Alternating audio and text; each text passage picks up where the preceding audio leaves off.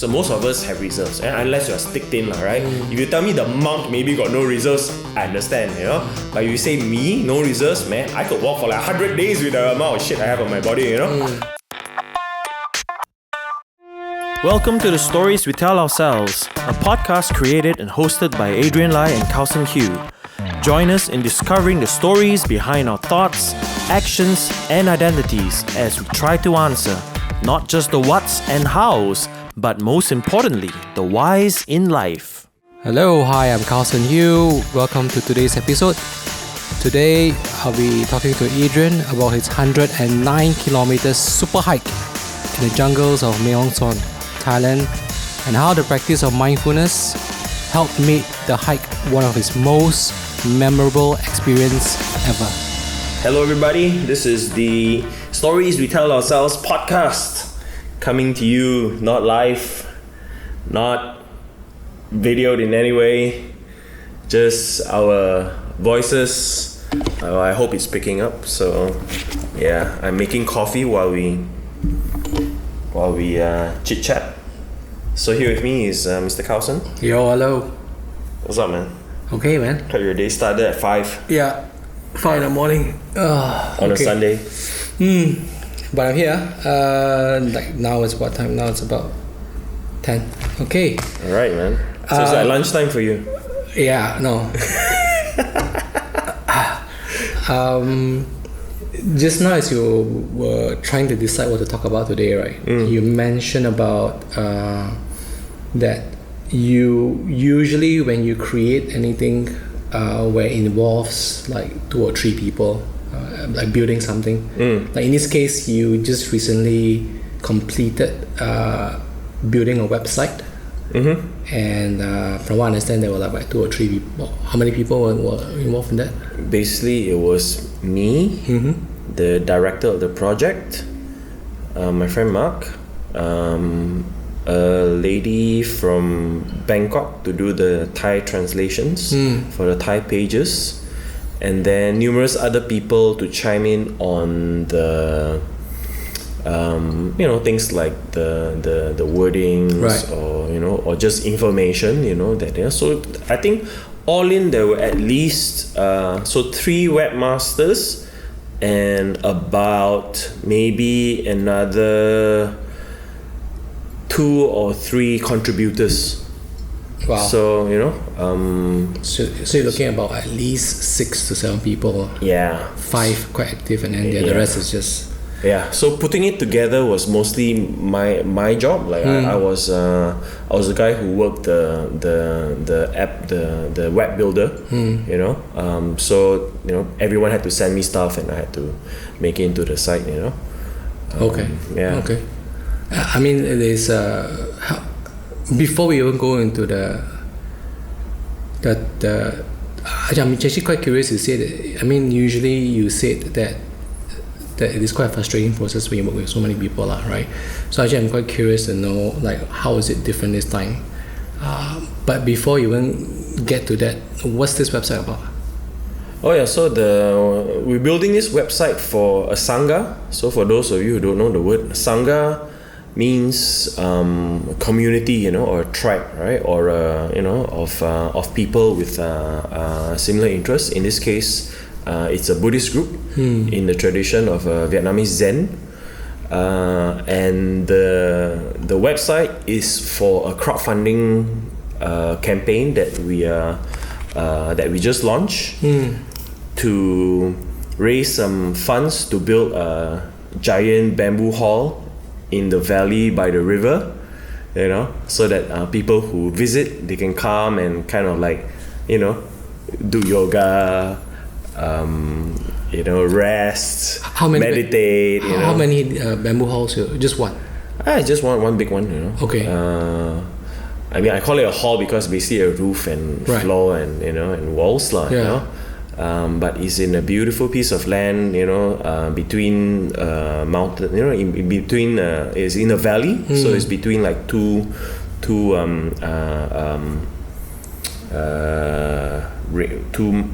hills, I guess, and it's it's right in the middle of this mountainous region of Mae Hong Son, which is on north of Thailand, where people who come to that part, usually they go for hiking in the mountains. Right. That's what I did last December. How much do you have to raise for this? About 23,000 euros. Okay. Yeah, so that works out to be about 100,000 ringgit or so. Yeah, Well, that's quite a lot actually. No, actually it's not. It's not for you to build something. How many people you intend to fit into the hall?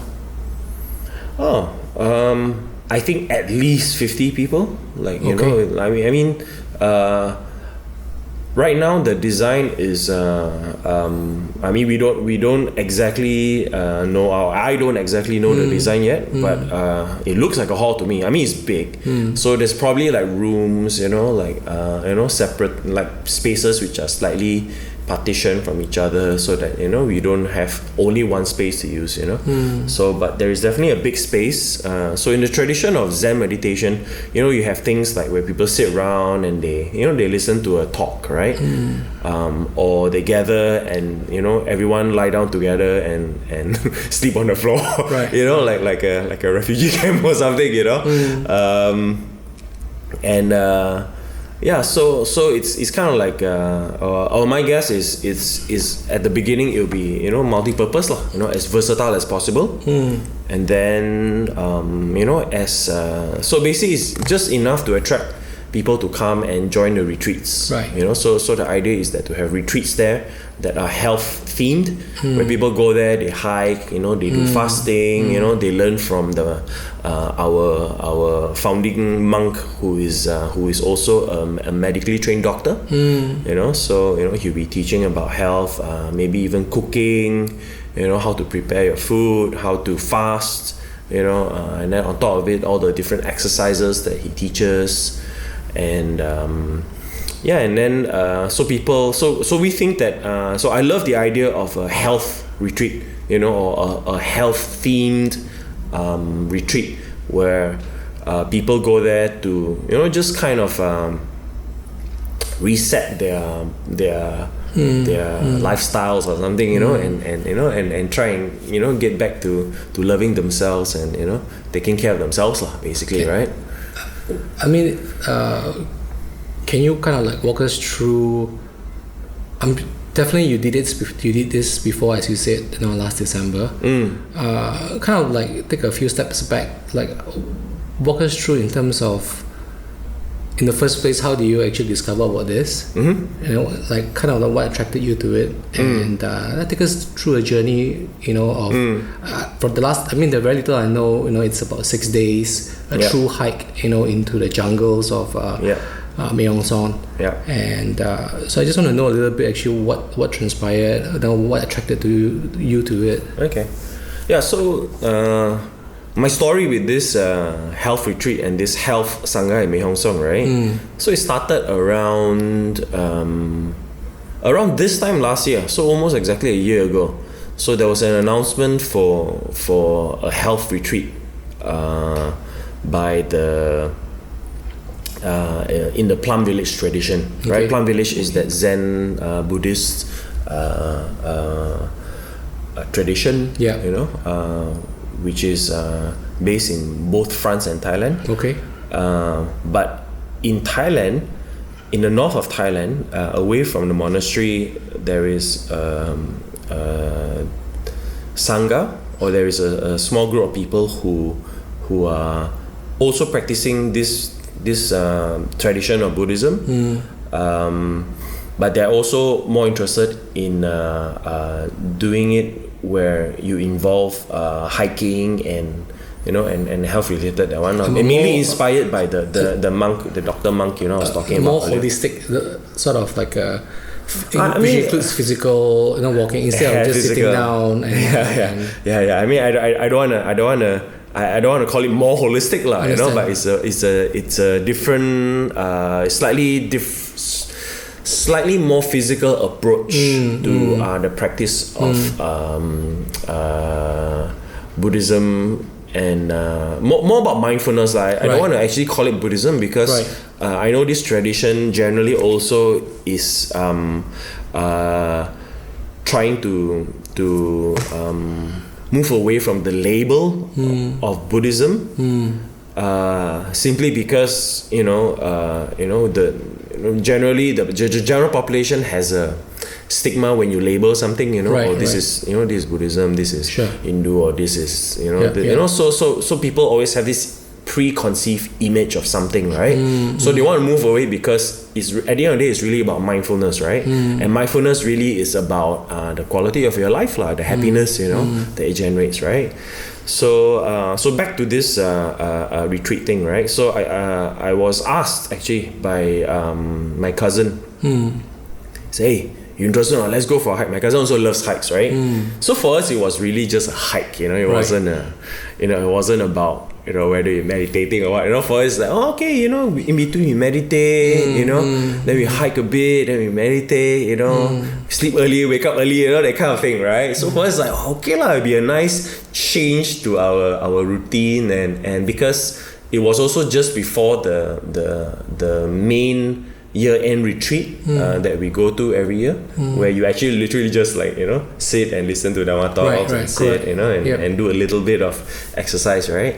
So we thought, okay lah, we do this and then we chill out a while and then we go for this meditation and then we end the year on a bang lah, like a full month of just you're saying zenning out, essentially the health retreat will be in early December, then after that you proceed to we slowly make our way towards Bangkok to the Plum Village year-end retreat, yes, which happens just before, like around Christmas until the year-end lah.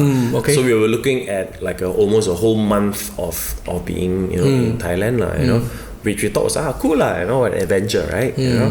So he inspired me to sign up for it, and then I was so excited about it. I started like going to Decathlon and buying all the all the things that I thought I would need, because I personally have never done a hike that required me to stay in the woods, or like a true hike lah. That means you hike from one place and then to the next place where you stay, and then you hike to the next place. So where you just keep on continuing until from point A to point B lah. Yeah, it's kind of like camping, but there is someone to host you lah. You don't have to get there and set up camp, but you go there and there is a basically it's a local tribe. They have homestays, so you stay with a local tribe family, and they take care of you lah, basically, right?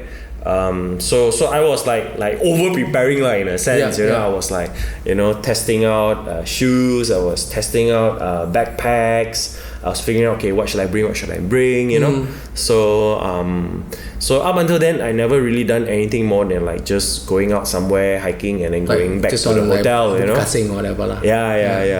So I was super excited, and then I remembered, because there were very limited places for people to join, right? How many? I think it was limited to 20 at first. Okay. Yeah, or 15 or something like that. This is like anybody in the world can join lah. Yeah, anybody in the world. And but they do recommend that you have a certain health because there is a certain physical requirement lah. So like if you are sedentary 70-year-old, maybe you shouldn't lah, so what happened was I was... Is it like a first come first serve basis? Yeah. Okay. So I was so determined to be on it, right? That I waited until the midnight of the day that you can register, I see. And like, wow, I'm pretty sure I was the first So I signed myself and my cousin up, and then then it was confirm, and like get ready to go, and then they send you like a preparation kit, right? So that you know what to do, what not to bring, what to bring. Then I was like building up to it lah. I was like, wow, that was like super enthusiastic, about the whole thing. And so I started preparing myself before the hike at around October, November. I started doing intermittent fasting as well, so I wanted to get my weight down so that I don't have so much load to carry, I started hiking more regularly, even though just like a couple of hours a day, just to get stronger, because I wanted I wanted the hike to be easy for me, right? And then I realized that it was still not like, it was actually a lot harder than I thought. But I was glad that I started preparing, because I think if I like totally assumed that it was just like a stroll in the mountains, right, I would have suffered a lot more for this hike. So you talk about managing expectations, right? Like you say that you were like overly prepared, knowing you were like, if you need to prepare 100 things, you prepare 200 or at least 500 things, right? So and yet when you were there, you said that it was like totally way off your expectation, right? So to give the listeners a bit of a scale, so if you, on a scale of let's say 1 to 10, right?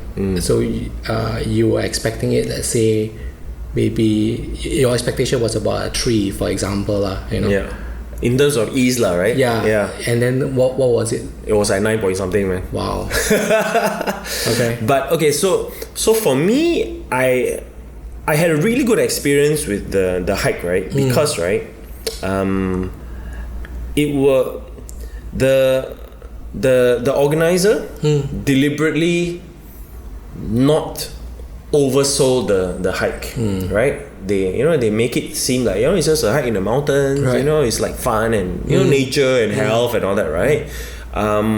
But part of it is part of the tradition of mindfulness as well, where if you know too much, what happens is you start thinking about it too much, right? Yeah. And then you are no longer present, I see. Whereas if you have to deal with something that you didn't expect, you automatically immediately become much more mindful about the situation. I mean, it's not life threatening, let's put it that way. It's not about, it's like, oh, suddenly we have to jump off a cliff, okay, this is like, okay, gather your mindfulness, let's jump off this cliff. It's not like that, so it's not so what you're saying is that it's by design they try to limit the information, or yes, they don't try, they literally just limit. Sometimes to the point of deception, Mark, Okay. So to the point of deception where they will tell you like, no, it's very easy, it's going to be another, from here onwards it's like a 3-hour walk on the beach, but actually it's not. It's like, like a 6-hour climb on a like crazy incline hill, Interesting. But the whole point is that they don't want you to prematurely suffer, right? Because humans, right, we tend to do that, right? If you tell someone, this is about to happen, or something is coming up, right? Sure. People become stressed about it, right? Yeah. And so in the tradition of mindfulness training, right? When you do that, people are already suffering before the actual suffering. It's actually a very interesting way to approach something which is like a Herculean task in that sense, Usually what happens is that the approach would be, you try to give as much information so that this person, so that people can prepare, right? You manage expectation, right? Yeah. So this is a very interesting approach where you give just enough information, but so I want to explain why I got the good end of the deal from this retreat, right? So I started fasting, I started training, but I did it because I thought it would make my 3 into a 1. Yes. You know what I mean? And then if it's 1, it will be like super enjoyable for me. If something is really a stroll in the park for you, you can really look around and and really take in the nature. That was my imagination. Because when I tried to climb Mount Kinabalu, right? Even though I was prepared for it, right? But it was so physically challenging, right? That I literally don't remember anything except being tired, out of breath, and looking at my feet. So like you want to talk about the scenery of like kilometer 2 or something, right? I have no idea what you're talking about because I don't remember seeing anything. I was just like struggling. So I wanted to prepare myself in that way, right? To be able to not be destroyed by the physical challenges, and my joy of it taken away, right? So I prepared for that, and I fortunately also tried fasting, because fasting was a major component of the retreat, which they didn't. I think maybe they suggested, but I don't think they like explicitly say, okay, we're going to fast, that means we don't eat. while you're hiking, like right. you know, like Right. like for like 20 over kilometers a day, you know. I can imagine if they were to advertise this. Yeah, people won't sign up, Yeah, right? right, You know, yeah. like what? You know, like we're going to be hiking and only eat once a day, you know, like and that's actually what happened to a few of the hikers Right. who signed up. So they're taken aback, lah. They were like, "What? You mean after all that today, they're not going to serve dinner?" You know. Right. So I think for a lot of people, a retreat is like, you know, you go there, you meditate, then you hike, you know, but that all the basic stuff they take care for you lah, you know, like where to sleep. So they took care of where to sleep. Sure. You know, and then your meals, right? You know. So where's the starting point? We started at somewhere just outside Mae Hong Son town. Okay. Right. So you took a bus, everything. Then they just drop you there. No man, pickup truck, man. A pickup truck. Off the back of a pickup truck, man. Okay. You know, so they dropped us off at one of those, very unassuming trail. Right. You know, like a little lorong. You know, like you look. Oh, There's not even like no sign, no sign, nothing. No. Like Maybe got some road signs which I couldn't read lah in Thai, right? But Okay. you know, it was it wasn't like with a grand arch. Yeah, like, yeah, you know, yeah. welcome to the Mae Hong Son super hiker, like, you know, like nothing like that. Okay, You know, okay. it looks like you're trespassing into somebody's backyard. You know, yeah. Can you imagine? Yeah. Yeah, Okay. you know, with a river running through it, yeah. you know, and then some random Thai guy walking, What's walking past. I mean, visually the terrain. How does it look like? Visually, well, I think it's quite typical of Southeast Asian mountainous regions, Okay. right? To be fair, I've not been to that many, Yeah, you know, yeah. but I mean, Southeast Asia in general is similar, like, you know, like thick. It's not like the thick jungles where you can't walk through, like, you know. I mean, it's trails, right? So there are trails, you know, but it's a forest, you know, kind of like Bukit Gasing, you know, it's slightly muddy, you know, a lot of rivers, you know. Yes. In this case, we had a lot of rivers, and being in the mountains, I think the rivers were just much more clear. You know, the water is clearer, the water is also colder, you know. It's very refreshing. What I did find different is maybe not so much being in Asia, but because of its altitude, I think, because it's more elevated, something like 700 over meters above sea level, right? So the hike takes you from point A through to point B, and it goes through mountains. Yes, Oh, yes. So okay. if you imagine, right, like if you imagine on one side you have a town which is like an elevated flatland town, right? Okay, and then built on the flattest part that they could find, right? And then around it is just all mountains, you know, like mountain range, you know, up and down, up and down, up and down. So what we do is we just got to the edge of the town, Right. then we went into the mountains, you know, along the valleys, and then, you know, we just where the paths take us, so we just walked like a loop, and then we came back on, we re-entered the town at a different spot. Oh, okay. You know, and then from that so spot, it's almost like a U. Yeah, it's like a loop lah. It's like a loop, Yeah, okay, you know. okay, So, okay. and then along the way, you know, it was planned for us to go to, you know, which village, what village, you know, and then, you know, how many And hours. this village, I would assume, on the mountain range, lah. Yes, they're all like tribal or indigenous peoples of that mountain. Okay. I think they are also used to people hiking, so they all have a version of a homestay, you know. Some of them very basic, like once we were put on like their veranda, Oh, you know, okay. So just sleep there. Yeah, so they just gave us a mosquito net, Right. like a, not even a futon, like a thick blanket, you know, to cover the ground. It's like a yoga mat, right? Not even that fancy, man, you know, Wow. but very real, you know. It's really nice. It was very comfortable, you know, to be fair. It's you know, it's clean, you know, and then they give you a lot of blankets because it gets cold at night, you know, you're in the jungle, you know. So they really took care of us. You know, the homestays were all really, really wonderful. How many you know. homestays do you stop? We stopped at a total of 4 different places. So it's like almost like every night one. Every night was a different one, Okay. except for one one day on the third day, we stayed 2 days. So we had 1 day where we rested.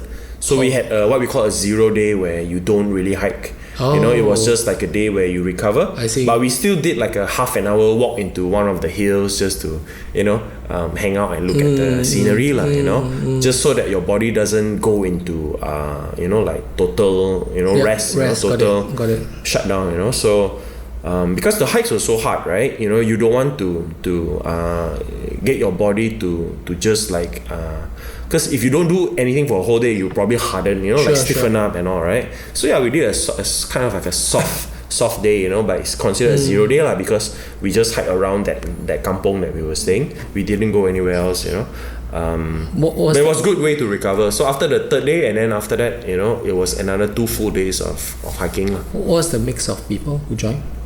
Who are they? There were about... So in total, there were 18 of us. Okay, including the lead monk lah. Yeah, including the monk. We call him Tai Fap Lu. Okay. I was told that the translation of his name is brother friend. Brother friend. Yeah, it's just kind of cool. Like, he's like the friend, you know, the friend you need, you know. But so, also brother, you know. But also brother, you know. Okay. But also doctor, you know. So you can call him doctor, brother friend, you know. Okay. All right. So and then the organizer, Mark, he's actually a Swiss, but living in Mae Hong Son. Got it. And then there were a bunch of Singaporeans, you know, our Singaporean friends, probably like 5 or 6, you know. Right. And then there were quite a lot of Thais. There were about 7 or 8 Thais. There's a girl from Hong Kong. Couple more from Malaysia, so including myself, my cousin, right. and then another friend. So majority were Singaporeans lah, or is it Thais? I mean, it's quite balanced lah. I think you know, they were about equal numbers. How old? There was a Swiss girl as well. The age range? They were probably, I would say, on average in the 30s. You know.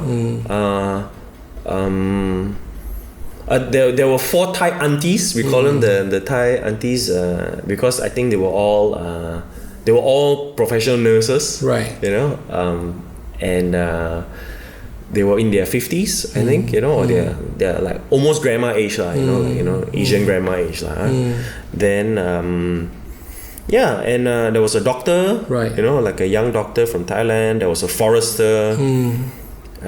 So it was actually a very big kind of like I think if you look at it overview, it looked like there was a lot of diversity. You know, there is you know, people from different countries, you know, different backgrounds, but I think all brought together by a common interest in mindfulness practice, right. Got it. And health lah, you know. So I think in that sense there is a common thread, you know. So most people are in their 30s at least, right? You know, so probably a little more established in their careers, you know. You know, they are mostly kind of maybe quite educated as well, like in, you know, like interested in, you know, mindfulness training, you know, interested in health. You know, like intentionally pursuing health, you know, and then probably leading lives that are not actually very healthy, lah, you know, like you know. So the retreat is like something that was different from our normal lives, you know. So, you know, in a sense that's why we call it a retreat, you see. Were there any so-called characters that you were drawn to, you know, during this trip? The monk, man. Okay. I tell you, the monk is our hero, man. He's a Vietnamese born French citizen, if I'm not mistaken. Okay. Right? So he lives in France now, the monastery in France, right? But he specializes in just going in for hikes. So he does this like yeah, in France he takes people to the Alps, you know, to do similar things, you know. So when it gets cold in France, near the year end, he will come to this part of the world, you know, and then he does it here in Thailand, you know, where we go into the mountains of Thailand, right? How old is he? He's like almost 70, man. I think he's like 69 or something, right? Wow. It's this lean, very almost like sleepy looking monk, you know. I imagine the physique of this monk is like Bruce Lee, you know. Like, yes, exactly. You know, right. like lean, Yeah. you know, almost skinny. Lean to the point that he looks skinny, you Right. know. He's easily the fittest, or if not among the fittest of the group. You know, there was one other guy who was much fitter, our friend from Singapore, David. He's an ultra runner, Of course. So he's one of those guys who can run for 4 days. You know, like literally just run. You know? Right. So he was definitely like the ultra fit guy, you know. But next to him, I think it was easily the 70-year-old monk, man. Easily, because we hiked for like 10 hours a day, right? At the end of the day, right, he can still run. Like he was like, oh, okay, you know, it's downhill, let's run. You know, like then you see him like pulling away from you. I'm like, this is not happening. Like, you know, this grandfather, you know, he's like, you know, it's like pulling away from me, you know. Yeah, so he's like literally our hero, man. You know, we'll wake up in the morning, so the day always starts at 5 a.m. And then we gather in you know, wherever whichever huts that were available in the village, and then we would do our morning exercise, which includes prostration and some meditation, you know. And then he'll give us a small pep talk, and then we go off to hike. That's it. Basically, after that, we go back, we pack our stuff, then we hike, you know. And then the host would pack our lunches for us, you know. So it's it's vegetarian lunch, right? Sure. So it's vegetarian. Well, like one meal a day. 1 meal a day vegetarian. Yeah, you know. So 1 meal a day vegetarian, packed by the host, you know, our homestay host. Right. Yeah. So we carry our food. And we carry until, you know, some nice spot, you know, by a river or by a plateau on one of the hills, and then we, you know. So during the walk itself, you're not supposed to talk. How does it work? So the practice of mindfulness in hiking this particular retreat, right? The idea is to focus your energies on your mindfulness, on your awareness of the current situation, right? So when you say don't talk, it's not like literally like zip it up and, you know, don't make a sound, right? But you don't talk, you don't chat. So even if you talk mindfully lah. Mindfully, and also you talk purposefully, in the sense that, you know, it's for you to communicate something, you know, for you, that one, right? It's just not chit chat, you know, like, you know, like, oh, let's talk about the you know, like the trade war, trade war.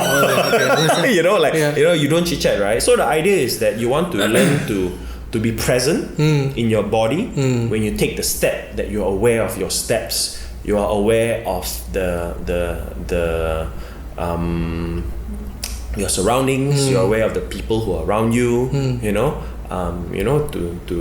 to be present in that moment, you know. So when you chat, you're always floating away, you know, because you're thinking about a trade war, right? Then your mind will float away, right? So that not just it is not just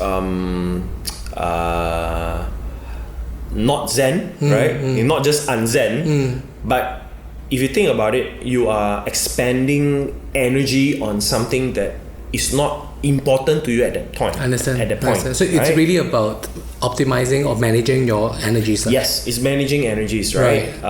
So, and if you are attending like a normal retreat where you go, you know, like Vipassana or something, where you go and you know, kind of like sit and you focus your mind on that one, right? Yeah. It is in many ways, it is basically you and your mind, like it's you just dealing with your mind, right? But what's unique about this hiking retreat, which we love so much about it, right, is that the physical aspect of it, right, the actual climbing of a mountain. I mean, you're talking about over 20 kilometers a day of elevation. Over 20 kilometers a day. A day. Every day the hike is like 20 kilometers like, or more. If it's about 5 to 6 days, we're talking about at least 100. We did about 109 kilometers in total, I think. You know, for 5 days hike. I mean, there was a 0 day, right? So it was 6 days, but 1 day it was 0. So total of actual 5 day hiking, right? 100 over kilometers. So it's 20 over kilometers a day. And if you just throw out this number, you realize that it's a lot of physical work that you're doing, right?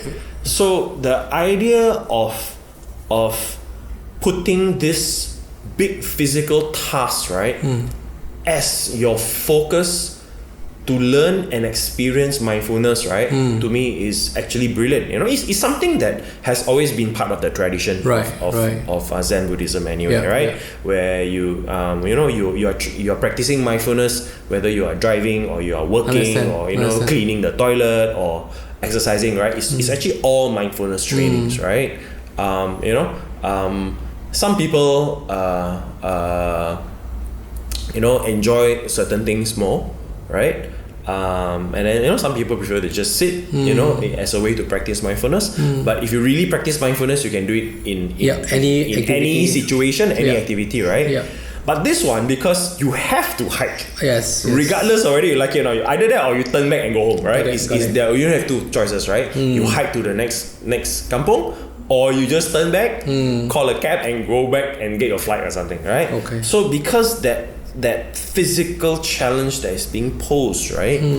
You are almost forced to be mindful. I don't want to use the word force because it is not. It's not. You're not getting whipped into it, right? Got it.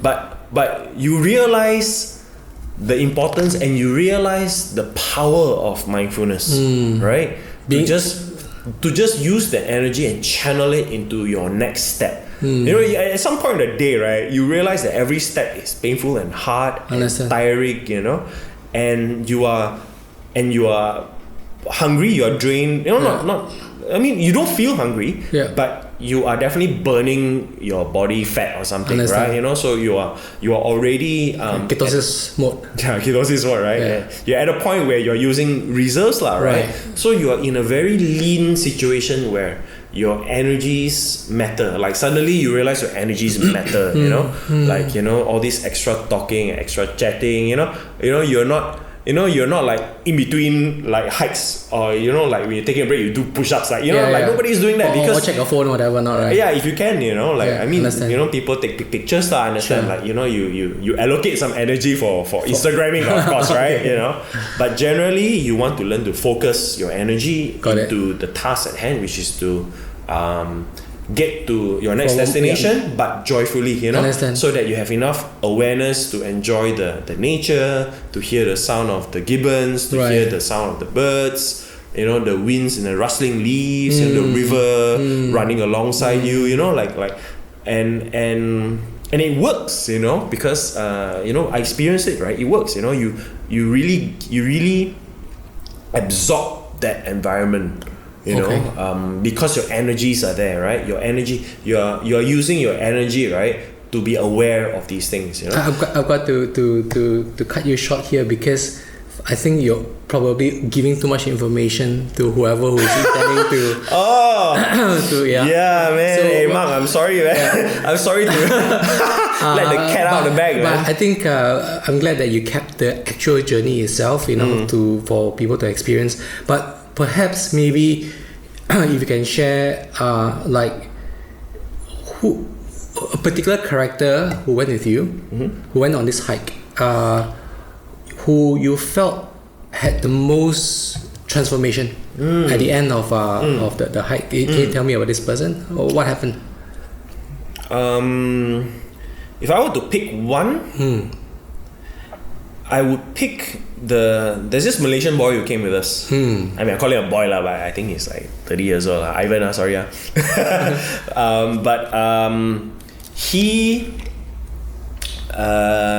He joined the hike with zero idea of the fasting, and almost no training, and he was complaining a lot. So he came alone or he came with some friends, or how does it? He was supposed to come with a friend, right? But a friend didn't come. I see. So he ended up as part of the group. Got it. And I remembered when I first met him. He's not out of shape. He's very pleasant guy to be around. He's experienced jungles and all that because he works as a TV producer, so he's been into like jungles and all, right? So he's not totally alien in that space, right? Got it. But I remembered, right, the moment he found out that there was no dinner served on the first night, and there will be no dinner served for the next 6 nights, he had freaked out, man.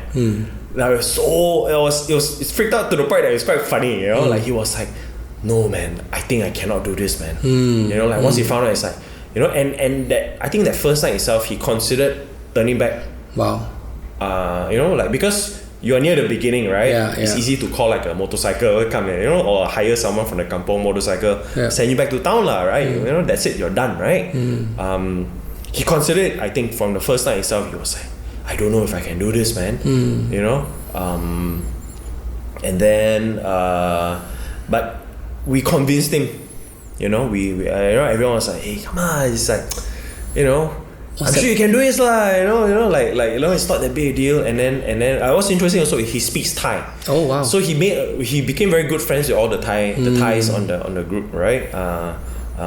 Because they did not speak a lot of English. Right? Some of them, a couple of them spoke enough English, but the Thai aunties I was telling you, they hardly spoke any English. So he became very close to them, right? And they were the ones who encouraged him. And in the end, right, Ivan actually finished the whole hike. You know, I mean, he was not the only one who threatened to leave. Like there were a few others who were like, oh, I can't do this anymore. After third or fourth day, they're like, but why is he such an interesting character for you to pick? To me, it was interesting because he was the one who was complaining all the time, but like openly, you know, he had outbursts during our sit-ins with the monk. You know, he was questioning his sanity. He was, you know, and then at the same time he was buying junk food. You know, like every kampong we go, like he would like look for junk food and then he'll buy for everybody. It's like, oh, you know, this is the relief. You know, he'll buy a bottle of Coke and drink. You know, like everybody. You know, like he was trying everything to relieve himself of that I guess the suffering of something he did not expect to sign up for. You know, he thought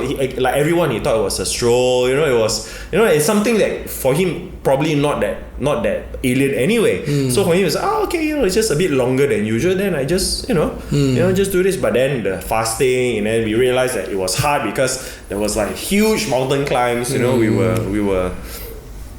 In the end, our peak, it was like 1,000 over meters above sea level, right? So we were constantly ascending and descending. You know, like that kind of hike, right? So it was so physical, right? And then on top of the idea of no food, right? Like I think most of us, logically in our daily lives, right? We think about, if you don't eat, you got no energy, right? What I learned from this is that actually that's not necessarily true, right? So most of us have reserves, unless you are stick thin, right? If you tell me the monk maybe got no reserves, I understand, you know. But if you say me, no reserves, man, I could walk for like 100 days with the amount of shit I have on my body, you know. But the idea that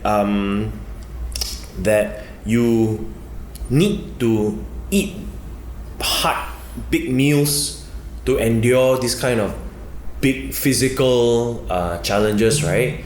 It's not actually true, because I actually think about it, right? If we had spent time sitting down 3 meals a day, bringing 3 meals with you in the hike, you know, and then having to digest that food all the way, right? I think a lot of energies would be spent trying to process that food. I think the hike would have been harder if that was true. You know, if that happened, you know. So I think like halfway through, Ivan just kind of got the hang of it, I guess, you know. And then on top of the, you know, the cokes and the junk food that you could buy, right, on the way, right? So and we are very grateful that he did it, because we also got to snack with him, right? Sure. You know. So how was he different at the end? I think by the end, right, he stayed all the way, you know. Like he was threatening to leave every day, you know. Right. Every day he wanted to turn back, and every day he had a kind of an outburst or kind of a complaint or kind of a, like, you know. And then some days were worse, because some days he fell, you know, so he got cuts and he's like bruised, you know, like it's just a lot of suffering for him, right? And I think towards the end, when I say he got the hang of it, I think he got the hang of mindfulness and how mindfulness made it bearable for him. Right. You know? And it was the same for all the others who had it difficult. There were a few other people who were not physically prepared for that much exercise, right? But they did it, you know? And you'll be surprised if you look at them, you go like, wow, this person managed to do it. I mean, first of all, if you look at the monk also, you'll be surprised that he did it, right? But this guy can do it all day long, man. I think you make him hike for like 20 days in a row, no problem for him, man, you know. But you know, talk about how mindfulness was such a factor in enabling us to overcome this challenge. You know, I think that's the big lesson overall that I learned. Is that, you know, if you practice this mindfulness diligently, right, you are capable of more things than you think, than you expect, right? You know, one of the quotes that we had along the way was, your perception of danger is always much greater than the actual danger. You know, so whether danger is whether it's a danger of falling off a cliff, you know, or is it danger of your body shutting down from not enough food, right? Your mind is playing tricks on you in a sense. You're thinking it up, you know. So again, right, the whole idea of not thinking and not expecting it, right, and just be present with that situation, right. You realize that you can handle it much better, and you can handle it much happier as well, you know. Because I think by the end of it, all of us were like really, really physically tired and drained and bruised and cut, you know, like you know, I was numb on one side of my body because I had a bee sting, you know, like you know, like all the things that you imagine nobody would sign up for if I tell them, right? Sorry, Mark, they have to tell you people this again, you know.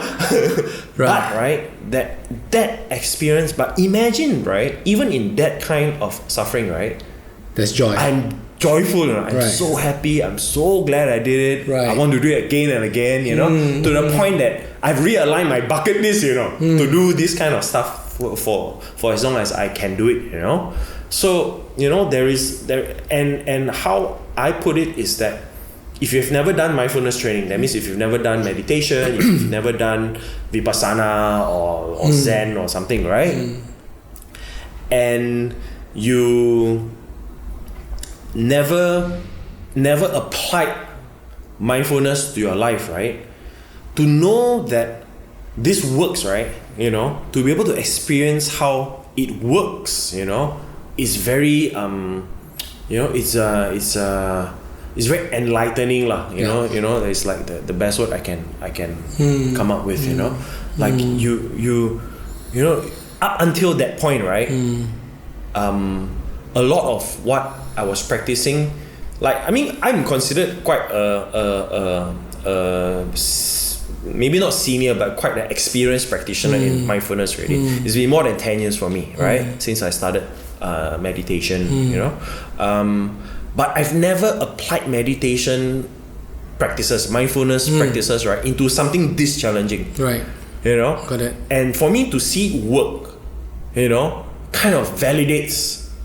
You know, if there ever was a doubt, right, it would have validated it. I mean, there was never a doubt for me, right? But what I'm saying is to people who are just starting on some kind of mindfulness practice, trying to, you know, find space in their lives to learn a bit of awareness and mindfulness, right? To know that it is, some days you try it and it's like, oh, it's just you know, it's like a routine lah, you know, like having breakfast or brushing your teeth, right? You know, some people, they get to that point, right? But if you really practice, right, that means you never get into a routine. That's the whole point of mindfulness, right? You never have a habit. You never have an automated response. You're always mindful of what you're doing, right? Even though you're drinking coffee every day or making your own coffee every day, right? You are making it, but you're present, you know, as though you're making it for the first time every day, right? That kind of mindfulness training, right? When I talk about it, right, you know, when we're just chatting about it, right, it sounds very airy, like, oh, a unicorn in a flower field kind of chat, right? But when you actually have to use it, right, and when you are posed a challenge like climbing the mountains in Mae Hong Son, right, you actually see like, oh man, this is not bullshit, man. Got it. This thing works, man. You know, this is for real, man. You know, and for me, it's so exciting to talk about it because I'm like I'm fortunate enough to know, like, all those years of that one, right, to know that, okay, you know what, I've done myself some good, you know, and I have this toolkit, you know, I have this thing that I carry with me, right, which is this, you know, this tool, you know, that I can use to deal with any challenge, you know, whether it's physical or whether it's emotional and all that, right? And I know that it works, you know, and to me it's you know, enlightening. To me it's very reassuring, you know, and it's fun lah. It's really it's very joyful to think about it. I hate to burst your bubble because we can go on forever with we can. I can. I'm not even like 20% done with my hike, man. That would be like a Joe Rogan length kind of talk if I were to talk about a hike, man. Back to where we started in this session. I can now understand why you had no issues or have joy in terms of creating the website, because that's a bigger, it's a piece of cake, man. It's not that, but I mean, you're building towards something which really benefited you lah, in that sense. So it wasn't a chore, right? In that sense, even though you had to deal with like 5 to 8 people in that sense, right? Like 4 languages. So kind of last question before we end is that two more questions ago.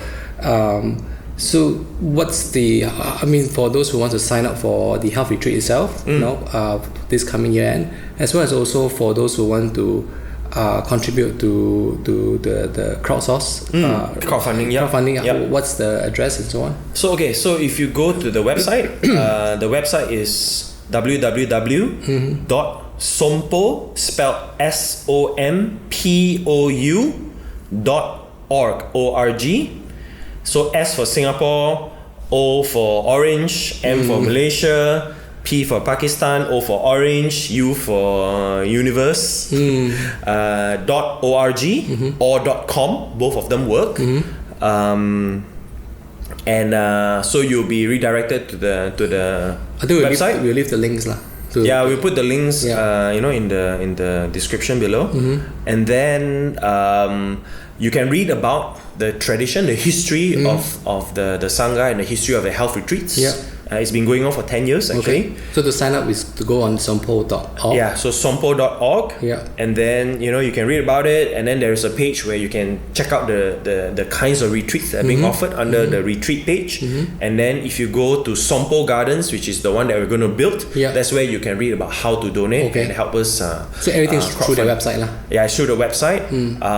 You'll see the options because we use a online crowdfunding platform. So they take a certain percentage. We want to try and reduce that if possible. So if you can do a local transfer, so we have like in different countries we have local volunteers, responsible volunteers, where you can directly bank transfer to them, and then they will put that money, give it directly to them. So we bypass the financial institutions lah. Got it. But I mean, it's all up there. The information is all there. So spend like 5 or 10 minutes. Just read about it. I think it's really interesting. Try and relate my story that I just talked about. To the health retreat. The one that I did is called the In Search of the Song of the Gibbon. That's the name of the retreat that I was on. Really, So in short, we call it the Gibbon. So it's actually on the website itself. Yeah, it's on the website. And then we have photos. You can see like what it looks like over there. Nice. At the climax of the hike is actually at this peak, right? So I don't want to really give it away. You can actually see the pictures at the peak, right? So it's a beautiful hike, like it's like it's really. I mean, those of you who like go to Gasing or Bukit Wawasa or something, right? I mean, it's nice, but it's nowhere nearly as pretty as this, because this is like a virgin forest, kind of, right? The only inhabitants there are the actual tribes, mountain tribes, right? Who've been living there for like maybe thousands of years, right? So for them, they are part of the landscape, kind of, just like tweak a little bit to help us homestay, But it's just basically it's just nature, It's just nice. So if you guys can just check it out, spread the word. There are not many places for the retreats. So the registration for this year is not open yet. I think it happens in July, so about a month and a half away. But the crowdfunding has begun. So we also are, interestingly, right? So for this crowdfunding, right, even though for crowdfunding you want people to give you as much as possible, right? That's the idea, right? in our case, right, it's quite interesting. We want people to donate less, but we want more people to donate less. That means like Understand. more donors, More volume. in smaller amounts. Yeah. You know, because right, the idea is to spread the idea around, right, and to give more people a stake, even though it's a smaller stake. Right? Got it. To give them to give more people a stake and a feeling of belonging to that one. Because honestly, 23,000 euros, there are easily people in the Sangha who go like, here's 50 lah, you know, settle, you know, don't even build a website lah, waste time, you know. So do you put like a limitation of how much? We don't put a limitation. Right. We welcome it because if really there's someone who comes up with 100,000 euros or something, we can build other things lah. I see. But the point is that we don't want it to be a search of resources because we practice this thing called strict wastelessness. Right? Strict wastelessness. So no, you know, it's like the most optimized use of any available resource, whether it's time, money, materials, right? As much as possible, as lean as possible, and we build only what we think is going to be useful and joyful for people to use, right? And then whatever that comes along the way will be going into, you know, seeing where the community takes it, right? So if you don't have a community, you can build the biggest building in the world, but nobody has a stake in it, right? You know, it just looks good, but you know, you are not transmitting any benefit to society. So the idea is that we want as many people to donate, you know, not as little as possible, as much as you can afford. Understand. But you know, just want to get more people. Yeah. So the idea is to have more people with stakes and you know, to feel like you are part of the center, the Sompo Gardens, you know. Okay. So in closing, is there any new insights that you got from today's conversation? Man, this conversation really took me back to the hike. Like I really enjoyed it. I don't even think the word enjoy is the right you know, has the right weight to how I felt about it. Like it was in a way it was life-changing. Like when I was talking about how it has kind of realigned my bucket list to be mostly as much as possible this kind of experiences in life, you know, my nomadic lifestyle. You know, like my like it confirmed my interest and pursuit of the nomadic lifestyle. Mindfully, you know, mindfully and joyfully, and like it was easily the best thing I did last year, easily, or maybe even the best thing I did like the last 10 years. You know, simply because I was you know, there was so little expectation of it, right? But there was so much that came out of it. And how I realized that today I'm still so excited and so fervent. So invested in this, you know. So you know, I volunteered to build the website, you know, even though, you know, it's not a difficult process, you know, it's templatized, right? But you know, anyone in that group would be able to do it, you know, it's not that complicated, right? But I was very happy to volunteer. Like I wanted to contribute in some way, right? You know, and you know, I just happened to be first to choke the place. I do the website, right? So you know, people are like, oh, okay, great, Adrian's doing it, right? You know, and then it just went, and then you know, and almost suddenly, you know, the website is ready, you know, and you know, it's out there and it's ready for the world, and you know, and because of the website, you know, there will be a community that will be built around the idea of the health retreat center, you know, the practice center, we call it, you know, and suddenly I'm like, whoa, man, this is going to materialize, you know, like this thing, right, you know, and then we're going to have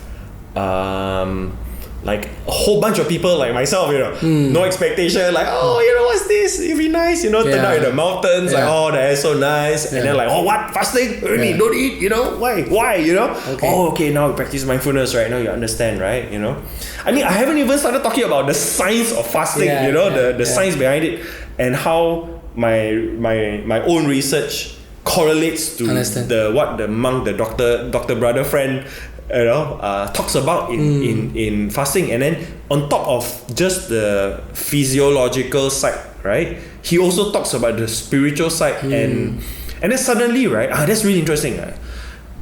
When he talks about it, right, you feel like the physiological and the spiritual blends, like normally when we talk in normal daily life, when we talk about spiritual, suddenly, it's a separate subject. Got it. Real life is real life, then your spirituality is when you got time, you do it, right?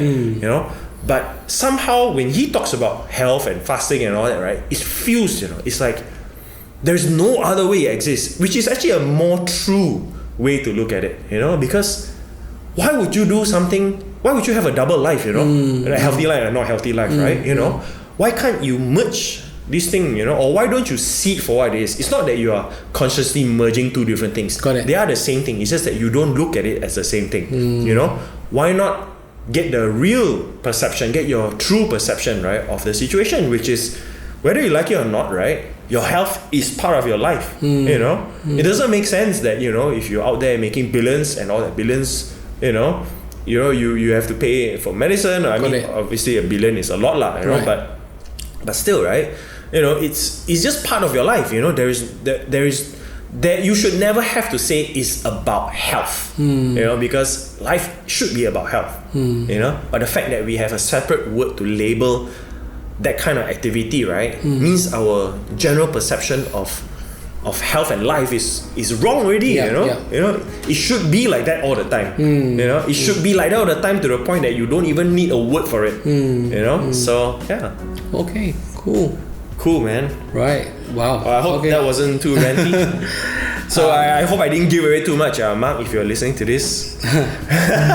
Okay. So all right, thank you for tuning in. The stories we tell ourselves is available on all major podcast platforms, and we'll make this available on YouTube as well. Do the usual, subscribe if you like it. If you don't like it, thank you. So that's it. If you don't like it, listen to the next one, just to find out if you're sure. Yeah. All right. Every podcast is a new one. Yeah, it's like every coffee you make every day. Okay, thank you. Okay. End of the day. Bye. Bye.